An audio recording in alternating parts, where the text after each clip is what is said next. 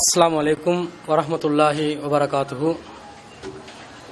इन्नल हम्दुलिल्लाह नहमदुहु व नस्तईनुहु व नस्तगफिरुहु व नऊज़ु बिल्लाहि मिन शुरूरि अनफुसिना व मिन सय्यिआति अमालिना मन यहदिहिल्लाहु फला मुदिल्ल लहु व मन युद्लिल फला हादिय लहु व अशहदु अन ला इलाहा इल्लल्लाह वहदहु ला शरीका लहु व अशहदु अन्न मुहम्मदन अब्दुहु व रसूलुहु अम्मा बाद।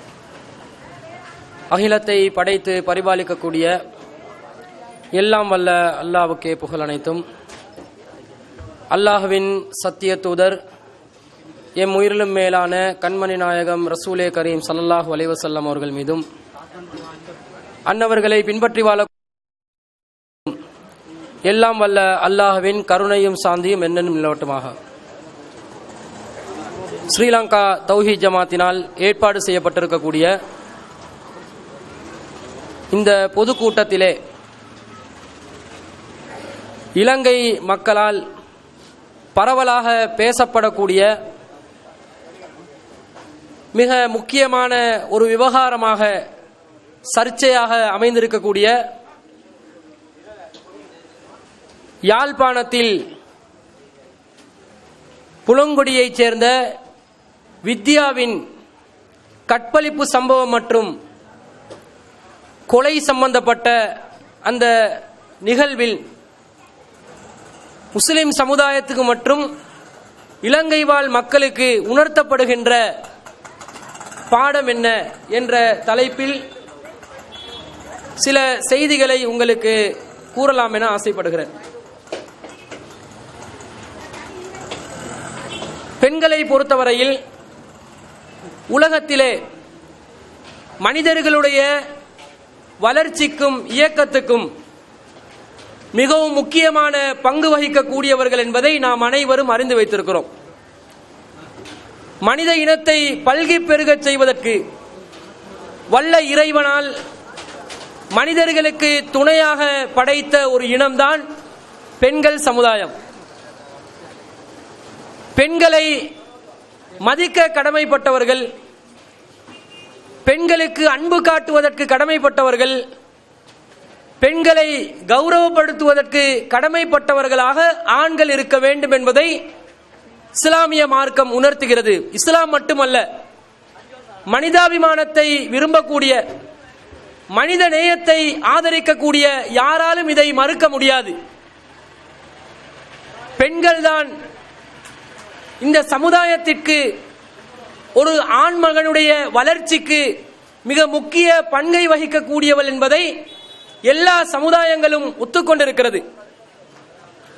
ஆனால் இன்று எந்த நிலைக்கு தள்ளப்பட்டிருக்கிறார்கள் என்று சொன்னால், பெண்கள் என்று சொன்னாலே ஒரு காட்சி பொருளாக, ஒரு காம பொருளாக, பெண்களை பார்ப்பதே ஆண்களுடைய இச்சை தீர்த்து கொள்ளக்கூடிய ஒரு கருவியாக இன்று சமுதாயங்களால் மாற்றப்பட்டு கொண்டு வருவதை நாங்கள் பார்க்கிறோம். இதற்கு முக்கியமான காரணம் என்னவென்று சொன்னால், சினிமா தான் காரணமாக இருக்கிறது. வியாபாரங்களுக்காக, தன்னுடைய பொருட்களை விற்பனை செய்வதற்காக அறிமுகப்படுத்துகின்ற விளம்பர முறைகள் காரணமாக இருக்கிறது. இதை புரியாத இந்த சமுதாயம் கூட இன்று சினிமாவை சர்வ சாதாரணமாக ஆதரிக்கக்கூடியவர்களாக மாறி இருக்கிறார்கள். ஆரம்பத்தில் ஒரு தாயை பார்த்தா எவ்வளவு ஒரு மதிப்பா இந்த சமுதாயம் வாழ்ந்தது. இன்றைக்கு தாய்க்கு இருக்கக்கூடிய மதிப்பு கூட இந்த சமுதாயத்தில் கிடையாது. தாய் என்று சொன்னா அந்த தாயினால் பெற்றப்பட்ட பிள்ளைகளுடைய வேலைக்காரியாக பார்க்கக்கூடிய ஒரு நிலை முஸ்லிம் சமுதாயத்திலும் ஏற்படுத்தப்பட்டிருக்கிறது. பிற சமுதாயங்களில் தாயை வணங்குவதற்கு தகுதியான ஒரு நிலையில் வைத்து பார்ப்பார்கள். ஆனால் இன்று பிற சமுதாயங்களில் கூட தாயை கவனிக்காத நிலையில், பெற்ற தாயை அரவணைக்காத நிலையில் முதியோர் இல்லங்கள் என்று பல இல்லங்களை துவக்கி அவர்களை ஒதுக்கக்கூடிய ஒரு நிலை சமுதாயங்களில் உருவாகி கொண்டு வருகிறது. உலகத்தில் இந்த தாயை விட மதிப்புமிக்க ஒரு செல்வமாக எதையுமே சொல்ல மாட்டார்கள். தாய் மேலதான் பாசம் வைக்கிறது, அன்பு வைக்கிறதுக்கு எல்லாமே உதாரணம் சொல்லுவாங்க. தாயை விட எதுவுமே இல்லை, முஸ்லிம் சமுதாயத்தில் கூட தாயின் காலடியில் தான் சுவனம் இருக்கிறது என்று சொல்லக்கூடிய நிலையில் ஹதீசுகள் கிடையாது என்றாலும் ஒரு பழமொழியாக அதை மாறிக்கொண்டிருப்பதை நாங்கள் சர்வசாதாரணமாக பார்க்கிறோம். தாய்க்கு இருக்கக்கூடிய மதிப்பு போச்சு. சரி, அடுத்ததான் இந்த சமுதாயம் எதை மதிச்சது? ஒரு ஆசிரியரை மதித்தது. ஒரு ஆசிரியர் பாடங்களை படித்துக் கொடுக்கக்கூடியவர் எங்களை மதிக்க வேண்டும், நாங்கள் மதிக்க வேண்டும். அவர்கள் தான் எங்களுக்கு வாழ்க்கையை பற்றி சொல்லித் தருகிறார்கள், எங்களுடைய எதிர்காலத்தை பற்றி எங்களுக்கு விளக்கி கூறுகிறார்கள், நாங்கள் மனிதர்களாக வாழ்வதற்குரிய அறிவுரை வழங்குகிறார்கள் என்று படிச்சு தரக்கூடியவங்களை மதிக்கக்கூடிய ஒரு நிலை இருந்துச்சு. இன்னைக்கு அது கூட எப்படி மாறிது தெரியுமா? படிச்சு தர்றவங்களை கூட ஆசிரியர் என்று பார்க்காம அவங்களை கூட காதலிக்கிற ஒரு காதலியாக பார்க்கக்கூடிய நிலை சமுதாயத்தில் உருவாகிவிட்டது. இப்படி இந்த சமுதாயத்தில் இருக்கக்கூடிய பெண்களுடைய பங்களிப்பு எந்த பகுதியில் எல்லாம் இருக்கிறதோ அனைத்து பகுதிகளிலும் பெண்களுடைய அந்த மதிப்பு இல்லாமல் போய்விட்டது. சினிமா காரணம் என்று ஏன் சொல்லும் தெரியுமா? சினிமால பெண்களை எப்படி காட்டுவான் தெரியுமா? ஒரு பெண்ணை காட்டுறதே அவளுடைய உடல் அழகை வெளிப்படுத்தி காட்டுவதற்காக மாத்திரம்தான் அவளே படைக்கப்பட்டால் போன்று ஒரு தோரணையில் தான் பெண்களை காட்டுகிறார்கள். ஒரு ஹீரோவை காட்டுற நேரத்தில் ஹீரோட தொப்புல காட்டுவானா? காட்ட மாட்டான். ஹீரோட தொடைய காட்டுவானா? காட்ட மாட்டான். ஹீரோட மார்பகத்தை காட்டுவானா? காட்ட மாட்டான். ஆனா ஒரு ஹீரோயினை காட்டுறதா இருந்தா, ஒரு நடிகையை காட்டுறதா இருந்தா ஸ்டார்ட் பண்ணுவான். கூந்தல்ல இருந்து ஸ்டார்ட் ஆகும். அப்படி உச்சந்தலையில இருந்து உள்ளங்கால் வரைக்கும் ஒவ்வொரு பாட்டா எடுத்து பிரிச்சு அவங்கள வர்ணிக்கக்கூடிய விதத்துல தான் சினிமாக்கள் எடுக்கிறார்கள். ஆனா எத்தனை வீட்டுல சினிமா இல்லாம இருக்குது? முஸ்லிம் வீடுகள்லயாவது சினிமா இருக்குதா? இன்றைக்கு சினிமால கூட மிகப்பெரிய வருமானத்தை ஈட்டு தரக்கூடிய சினிமா துறையாக எது மாதிரி இருக்கு தெரியுமா? விட்டு படம் காட்டுறது இருக்குது, அடல்ட்ஸ் ஒன்லி படங்கள். இதுதான் அதிகமா சினிமால கூட வருமானத்தை தருது. இன்னைக்கு அதிகமான சினிமா சாலைகள்ல சாதாரண படங்களை காட்டுறதை விட இந்த நீல படங்கள் என்று அறிமுகப்படுத்தப்படுகின்ற சினிமாக்களை, ஆபாச படங்களை அதிகமாக காட்டுகிறார்கள் என்றால் என்ன காரணம்? அதுலதான் வருமானம். அப்ப என்ன சொல்ல வர்றாங்க? வருமானத்திற்காக, ஆதாயத்திற்காக பெண்களுடைய உடலை விட்டு பிழைக்கக்கூடிய ஒரு சமுதாயம் தற்போது உருவாகி கொண்டிருக்கிறது என்பதை இந்த சினிமா கலாச்சாரம் காட்டுது. இத பத்தி ஒரு கேள்வி கேட்கிறாங்க குஷ்பு கிட்ட. முசுப்புக்கு வருவாவே ஒத்தி குசுப்பு என்று அவகிட்ட கேட்கிறாங்க, என்னங்க பாலியல் வன்முறைகளுக்கு ஆண்களுடைய காம உணர்வை தூண்டுவதற்கு அதிகம் காரணமாக இருப்பது சினிமாதான் என்று குற்றம் சுமத்துகிறார்கள். இது சரியா? அவ பேரளவுக்கு லேபல் முஸ்லிமா இருந்தா ஆரம்பத்தில். அந்த சினிமால காசு வந்த உடனே அவளுக்கு என்ன செஞ்சிட்டா, நம்ம பாரம்பரிய முஸ்லிமா இருந்து 5 நேரம் தொழுது தாஜத்தெல்லாம் தொழுந்து நோம்பு பிடிச்சி இஸ்லாத்துக்காக தியாகம் செஞ்சு பெரிய போராட்டம் எல்லாம் நடத்தி பிறகு இஸ்லாத்துல தத்துவங்கள் வேணாண்டு மதம் மாறினவ கிடையாது. இஸ்லாத்துக்கு அவருக்கு சம்பந்தமே இல்லை. அப்படி சில பேர் இருப்பாங்க. எங்க சமுதாயத்தில் இருக்கிறாங்களா இல்லையா? ஜும்மா முஸ்லீம் இருக்கிறாங்க, சும்மா முஸ்லீம் இருக்கிறாங்க, நிறைய பேர் இருக்கிறாங்க. என்ன கொஞ்சம் தாடியை வைக்கணும் கேட்டா அது கொஞ்ச நாள் ஆகட்டுமே, கொஞ்சம் வயசு ஆகட்டுமே. மவன் தாடியை வச்சிருப்பான். உம்மா சொல்லுவா, என்னடா இப்பவே கிழவ மாதிரி இருக்கிறாய், தாடியை வையனே, தாடியை வலிச்சிடனே. இவன் சொல்லுவாங்க, சுண்ணத்துமா அதெல்லாம் பேசாது, நீ கொஞ்சம் வயசாகு, அதுக்கு பிறகு நீ தாடியெல்லாம் வச்சுக்கோ. பள்ளிவாசல் ட்ரஸ்டிகள் கூட அதிகமா எப்படி இருப்பாங்க? தாடி இல்லாட்டி தான் ட்ரஸ்டி என்றே விளங்கும் எங்களுக்கு. இந்த தாடியை அற்பமா பார்த்துட்டாங்க. நபி வழி சுண்ணத்துகள் என்றது அற்பமாக போய்விட்டது. அப்ப இந்த நிலையில பேரளவுக்கு பெயர் தாங்கி முஸ்லிம்களாக முஸ்லிம்களே பாரம்பரியத்தில் இருக்கக்கூடியவர்கள் வாழுகின்ற நேரத்தில் மார்க்கத்துக்கும் தனக்கு சம்பந்தம் இல்லாத குசுப்பு தெரிவிக்கிறதுல எங்களுக்கு ஒரு மேட்டர் கிடையாது. அவன் என்ன சொல்றா? பாலியல் விஷயங்களுக்கு இந்த சினிமா காரணம் கிடையாது. அப்ப என்ன காரணமா என்று கேட்டா, அதான் டிவி சேனல் எல்லாம் வந்துதான் இருக்குது. அதுல நிறைய வேற வேற காட்சிகள் 5 பாலியல் துஷ்பிரயோகங்கள் நடத்தப்படுகிறது. சிறுவர்கள் துஷ்பிரயோகம், சிறுமிகள் துஷ்பிரயோகம் ஒரு நாளைக்கு 5 நடக்குதா? 10 செகண்டுக்கு ஒருக்கா 1 நடக்குதாம். அது எப்படி 10 செகண்டுக்கு ஒருக்கா ஒரு நாளைக்கு 5 கேட்பீங்க? பாலியல் ரீதியாக நடக்கக்கூடிய சிறுவர் துஷ்பிரயோகம் ஒரு நாளைக்கு 5. சிறுவர் துஷ்பிரயோகத்தில் பல வகை இருக்குது. பாலியல் சிறுவர் துஷ்பிரயோகமும் இருக்கும், சிறுவர்களை வேலைக்கு வாங்குறது இருக்கும், சிறுவர்களை அடித்து கொடுமைப்படுத்துறது இருக்கும். இதுவும் சிறுவர் துஷ்பிரயோகம். அந்த வகையில பார்த்தா 10 செகண்டுக்கு 1. உடல் ரீதியாக பார்த்தா ஒரு நாளைக்கு 5. அமெரிக்கால ஜனநாயக நாடுகள், சட்டத்தில் நாகரிகத்தை உச்சகட்டத்தை அடைந்த நாடுகள், இதற்கு பிறகும் பெண்களுக்கு சுதந்திரம் வழங்கப்படுமா என்று பேசப்படுகின்ற நாடுகள், அங்க நிலை எப்படி போச்சு? இவ்வளவு கேவலமா போகுது. சரி, இலங்கையில நிலம் பரவாயில்லையான்னு கேட்டா 2013ஆம் ஆண்டு மட்டும் எந்த அளவுக்கு நடக்குது என்று சொன்னா, பெண்கள் மற்றும் சிறுவர்களுக்கான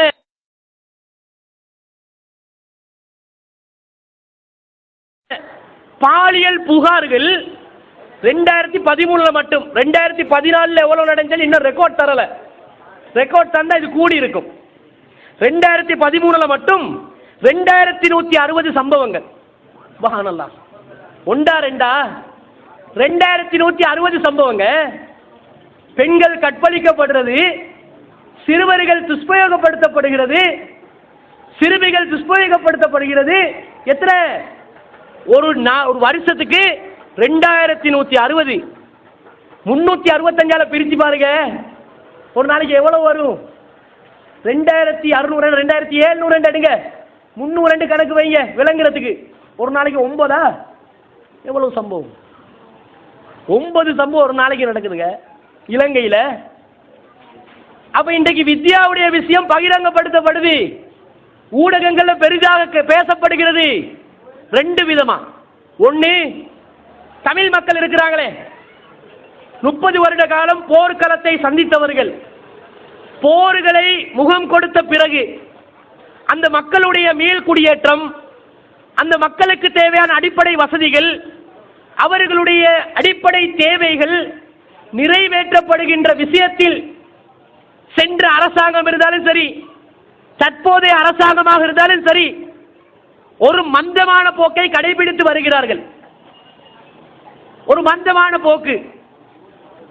இப்ப ஜனாதிபதி போயிட்டாரு, உடனே மைத்ரிபால சிறிசேன ஜனாதிபதி அவர்கள் யாழ்குடா நாட்டுக்கு போய் அவர் ஒரு பாடசாலையில் ஒரு சிறப்பு விழாக்கு போறாரு. அந்த நேரத்தில் உடனே வடமாகாண முதலமைச்சர் விக்னேஸ்வரன் உடனே கேட்கிறாரு, நான் 2 விஷயம் உங்களோட பேச இருக்கிறேன். என்ன விஷயம்?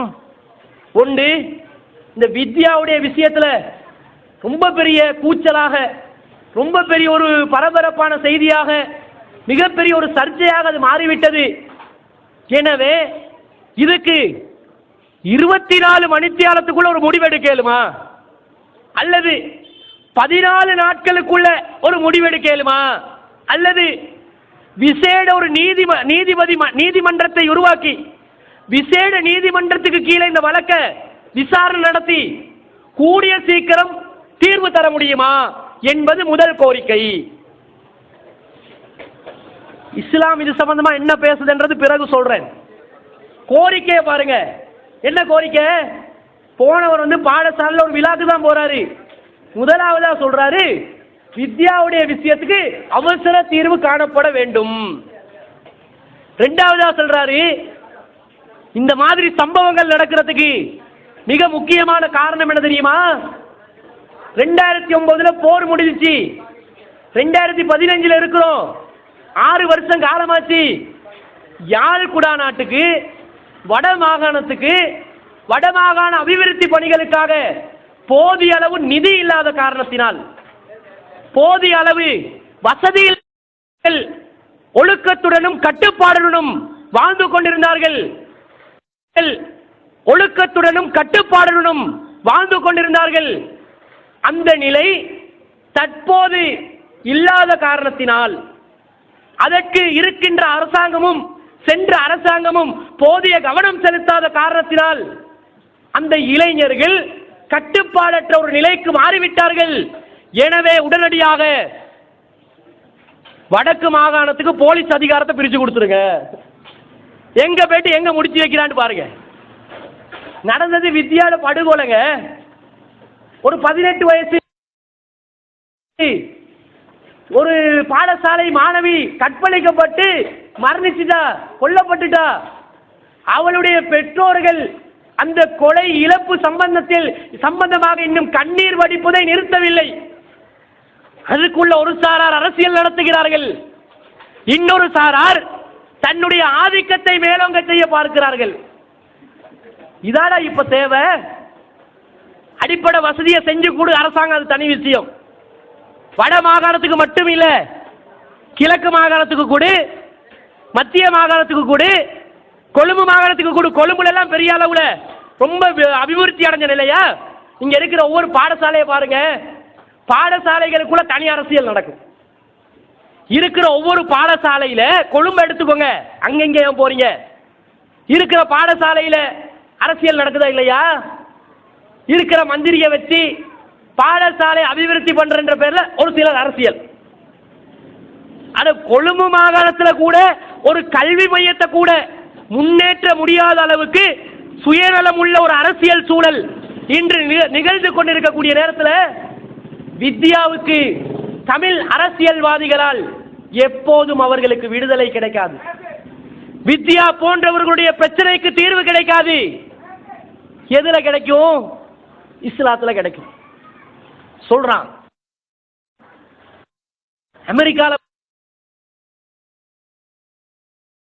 மட்டும் 10% பெண்கள் பாலியல் துஷ்பிரயோகங்களுக்கு உள்ளாகுகிறார்கள். 10% பெண்கள் பாலியல் வன்கொடுமைகளுக்கு உள்ளாகுகிறார்கள். ஒரு 40% பெண்கள் வேறு விதமா வன்கொடுமைக்கு உள்ளாகிறாங்களாம். அதனால மாப்பிள கன்னத்துக்கு அடிச்சு, மாப்பிள கன்னத்துக்கு அடிக்கிறதால 40% பேருக்கு பிரச்சனையா அமெரிக்கால. மாப்பிள மகளுக்கு கன்னத்துக்கு அடிச்சு பழகிதானே, பொம்பளைகளுக்கு அடிக்கணும் என்று சொன்னா உடனே கன்னத்துக்கு தான் அடிப்பான். இதனால 10% அமெரிக்க பெண்கள் பாதிக்கப்படுகிறார்கள். இந்த கோபத்தினால், கன்னத்துக்கு அடித்த கோபத்தினால், அதை எதிர்த்து தாக்குதல் நடத்துவதற்கு முன்வருகின்ற பெண்களுடைய கைகளை உடைத்து, கால்களை உடைத்து, உறவினர்கள் சேர்ந்து அடிச்சு தொலைச்சி கொல்லப்படுகிறவர்கள் 30%. 40ல் 30% கொல்லப்படுறாங்க பெண்கள். ஸ்டார்ட் பண்றது கன்னத்துக்கு அடிக்கிறவன். ரசூலா சொல்றாங்க, வலா தலரிபுல் வஜ்ஹ, முகத்துக்கு அறையாதீர்கள். பொம்பளைக்கு அடிக்காத. முதல்ல பொம்பளைக்கு அடிக்கிற ஒரு ஆம்பளையா? நம்ம மீசைய வச்சா நீ பொம்பளைக்கு கை தூக்குவியா? பொம்பளைக்கு கை தூக்குறதே வேணாண்டிச்சு. தொடுறத பத்தி இஸ்லாம் பேசுமா? தொடுறதுக்கு அங்கீகாரம் கொடுக்குமா? நீ பொம்பளைக்கு கை வச்சு கை தூக்கி அடிக்க கூடாது. மனைவி என்று சொன்னாலும் கன்னத்தில் அறையாதே. எப்ப அறையணும்? அறையிறதுக்கு ஒரு சந்தர்ப்பம் இருக்குது. அறையாட்டி ரொம்ப ஓவரா போவாங்க. அறையிறதுக்கு ஒரு நேரம் இருக்குது. அவர்கள் தெளிவான மானக்கேடான விஷயத்தில் ஈடுபட்டால், அதற்கு சாட்சிகள் ஆதாரங்கள் கையில் இருந்தால், அந்த நேரத்தில் படுக்கையை விட்டு விலக்கி, அறிவுரை சொல்லி படுக்கையை விட்டு விலக்கி பிறகு அடிக்கிற வழிமுறையை இஸ்லாம் சொல்லுது. எப்படி பெண்களை பாதுகாக்குதுன்னு பாருங்க. ஏன்னா பொதுவா இல்லற வாழ்க்கையில உடல் ரீதியாக எடுத்துக்கொண்டால் பெண்கள் ஆண்களை விட பலவீனமான நிலையில் தான் இருப்பார்கள். பெண்கள் பலவீனம் தானங்க, அவங்களோட உடல்நிலை பலவீனப்படுத்தப்பட்டிருக்கும். அவங்களுக்கு ஆண்கள் போல திடகாத்திரமான சக்தி கிடையாது. பேச்சு இருக்கும், பேச்சு நெருப்புமா இருக்கும். பேச்சு மட்டும் இவன் 10 தூக்கி அடிக்கிறதும் சரி, அவனோட ஒரு பேச்சும் சரி, இவன் ஹார்ட்டே வெடிச்சிடும். அந்த அளவுக்கு பேச்சு பவர். அது தனி விஷயம். என்றாலும் உடல் ரீதியா இவன் பேச்சுகளை கேட்டுதான் கோவப்பட்டு இவன் பேச மாட்டான், ஆம்பளை உடனே அறைவான். இதை கூட இஸ்லாம் தடுக்குது. இவன் ஆண் ஆதிக்கம் செலுத்தக்கூடாது. உண்ட பொண்டாட்டி நீதான் சாப்பிட கொடுக்கிற, நீதான் உடுப்பு கொடுக்கிற, நீதான் அவளை பாதுகாக்கிற என்றாலும் உனக்கு தாக்க முடியாது. எப்படி சொல்லுது இஸ்லாம்? உனக்கு தாக்க முடியாது என்று இஸ்லாம் பெண்களை அடிப்படையிலிருந்தே பாதுகாக்குது.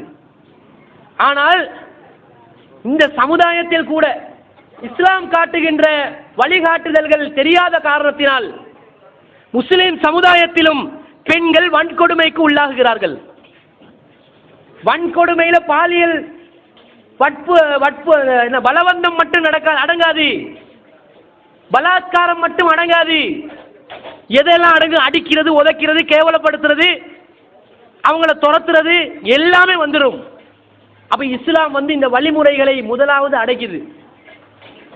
ஆனா இன்றைக்கு பாலியல் ரீதியாகவே உடல் ரீதியாகவே சர்வ சாதாரணமாக துஷ்பிரயோகங்கள் பாலியல் வன்முறைகள் நடக்குது என்று சொன்னா பெண்களும் விளங்கல, தங்களை பத்தி விளங்கல, நாங்க எப்படி இருக்கணும், நாங்க எப்படி நடந்து கொள்ளணும் என்றது விளங்காம அவங்க நடந்து கொள்றதுனாலதான் இதுகள் அதிகமா நடக்குது. மாலினி பொன்சேகா கிட்ட கேட்கிறாங்க, அது பெண்கள் கற்பழிக்கப்படுறாங்களே அதுக்கு ஆண்கள் பெண்களுடைய ஆடை தான் காரணமா அப்படின்னு கேட்கிறாங்க. ஆண்கள் காரணமா அல்லது பெண்களுடைய ஆடை தான் காரணமா? அவ சொல்றா ஆண்கள் தான் காரணம், பெண்களுடைய ஆடைக்கு இதுக்கு சம்பந்தமே கிடையாது, அது பெண்களுடைய சுதந்திரம் என்று பேசுறான். நீங்க பாருங்க, சினிமால வரக்கூடிய நடிகைகளை வச்சு இந்த கருத்தை சமுதாயத்துக்கு பரப்புறாங்க. பெண்கள் தனக்கு ஆண்களால் தான் பிரச்சனை நடக்குதே தவிர தனக்கு பாதுகாப்பு இழப்பதற்கு பெண்களே காரணம் என்ற செய்தியை அப்படி மூடி மறைக்கிறாங்க. இஸ்லாம் முதல்ல என்ன சொல்லுது? பெண்களே உங்களுடைய ஆடைகளை சரி செய்து கொள்ளுங்கள், ஆடையில ஒழுங்கா இரி, உங்களுடைய ஆடைகளை சரி செய்து கொள்ளுங்கள், ஆடைகள் உங்களுக்கு பாதுகாப்பு தேவை. இஸ்லாம் எப்படி சொல்லுதுன்னு பாருங்க. அல்லாஹ் தஆலா சொல்லி காட்டுகிறான், யா நிசா அன் நபி, நபியின் மனைவியரே, லத்துன்னக அஹதின் மினன் நிசா, நீங்கள் அடுத்த பெண்களை போன்றவர்கள் கிடையாது. சொல்லிட்டு அல்லாஹ் தொடர்ச்சியாக சொல்லுகிறான், நீங்கள் உங்களுடைய ஆடைகளில் நீங்கள் பாதுகாப்பான ஒரு முறையை ஏற்படுத்திக் கொள்ள வேண்டும். எப்படி?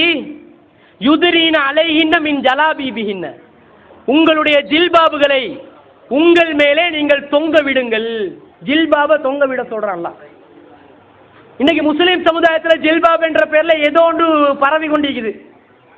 ஜில்பாப் என்றா முக்காடு, ஹிமாரிக்குதே மூடுறது, இதை தொங்க விடுங்கள், தொங்க விட சொல்றான். எங்க தொங்க விட சொல்றான்? வல் யலரிபன பிஹுமரிஹின்ன அலா ஜுயூபிஹின்ன, அவர்கள் தங்களுடைய முக்காடுகளை தங்களுடைய மார்பகங்கள் மேலே தொங்க விட வேண்டும். இஸ்லாம் சொல்லுது, மார்பகங்கள் மேல உங்களோட ஹிமார்களை போடுங்க. தலையிலிருந்து இப்படி போட்டீங்கன்னா அப்படி தலை அப்படி முடி கவராகி உங்களோட மார்பகம் பகுதிகள் எல்லாம் என்ன செய்யணும்? மூடிப்பட வேண்டும் என்று இஸ்லாம் சொல்கிறது. இந்த முறையில் முஸ்லிம் சமுதாயத்தில் ஆடை இருக்குதா? தலையை பூட்டினா மார்பகம் பூட்டிப்படுது இல்ல, மார்பகத்தை பூட்டினா தலை பூட்டிப்படுது இல்ல. தலையிலிருந்து வந்தா களத்தோட நிக்குது, களத்திலிருந்து வந்தா அதுவும் களத்தோட நிக்குது, மேல போகுதில்லை. கீழே சிலங்க கீழே இறங்குது இல்ல, மேல போகுதில்ல, களத்து மட்டுமே மூடிப்படுது. இஸ்லாம் என்ன சொல்லுது? ஒழுங்கா முக்காட போடு. பொம்புளையா இருந்தா முக்காடுகளை ஒழுங்கா போட்டுக்கோ. ஏன் தெரியுமா? ஆம்புல் என்ற நரிகள் இருக்கிறாங்களே, இந்த நரிகளுடைய பார்வை எங்க போகும் தெரியுமா? பெண்ணுடைய மார்பகம் மேலதான் போகும். உளவியல் ஆய்வாளர்கள் கூறுகிறார்கள், உண்ட மார்பகத்தை தான் பார்க்கிறா, எனவே மூடிக்கோ. இஸ்லாம் சொல்கிறது, மூட மாட்டீங்களா? அல்லாஹ் சொல்லி காட்டுறான், தாலிக அதுனா யுரிஃப்ன ஃபலா யூதீன, இது எதுக்கு தெரியுமா உதவும்?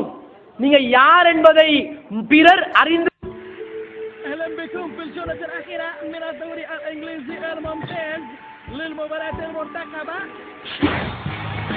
يناول ويأتي يمر بالهجوم، يلعبها ويسدد. اوه يا جميلة جميلة، التشجيع أحلى مع هوستن، الشريك الرسمي للدوري الإنجليزي الممتاز. زوروا hostelaradia.com/win لفرصة ربح متعة كروية مميزة.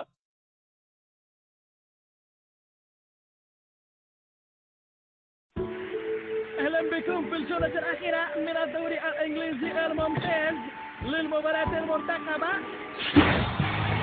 يناول ويأتي يمر الهجوم يلعبها ويسدد. يا جميلة جميلة.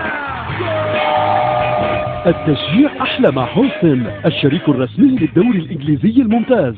زوروا hostelaradia.com/win لفرصة ربح متعة كروية مميزة. கிடையாது, 100% காட்டன் கிடையாது.